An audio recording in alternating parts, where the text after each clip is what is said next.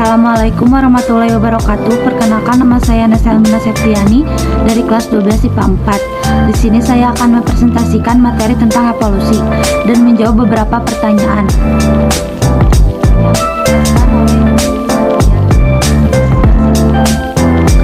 Pengertian evolusi. Evolusi merupakan proses satu arah dalam waktu yang tidak terbalikan. Proses evolusi hanya dapat dipelajari dari petunjuk-petunjuk yang ada, yaitu adanya variasi makhluk hidup.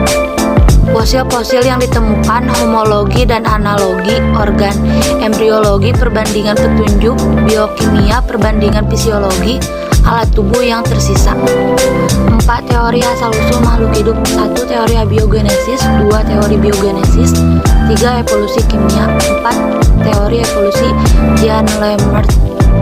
A. Teori abiogenesis. Teori abiogenesis adalah teori yang menyatakan bahwa makhluk hidup jadi begitu saja secara spontan atau makhluk hidup berasal dari benda tidak hidup. Teori ini dikemukakan oleh Aristoteles. B. Teori biogenesis. Makhluk hidup berasal dari makhluk hidup sebelumnya. Teori ini merupakan kesimpulan dari percobaan. 1. Francesco Redi dengan percobaan tentang munculnya ulat yang dapat muncul dalam daging yang disimpan dalam stoples terbuka tetapi tidak muncul dalam stoples tertutup, larva suatu kehidupan. 2. Lazzaro Sapalazzi dengan percobaan mendidihkan kaldu dalam labu kemudian ditutup rapat-rapat, kaldu tetap bening dan steril. Adanya mikroorganisme pada tabung terbuka berasal dari udara, bukan berasal dari air kaldu, benda mati. Tidak ada mikroorganisme pada tabung tertutup menunjukkan bahwa mikroorganisme bukan berasal dari kaldu, benda mati.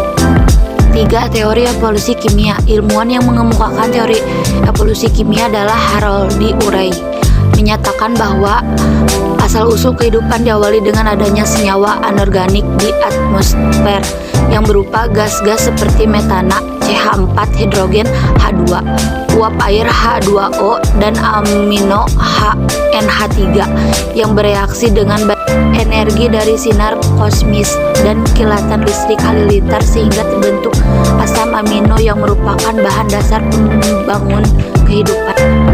Percobaan Stanley Miller berhasil membuktikan teori Urey dengan percobaan di laboratorium dengan menggunakan alat yang diberi nama pesawat uratmosfera. Kesimpulan yang diperoleh bahwa senyawa anorganik dapat berubah menjadi asam amino organik.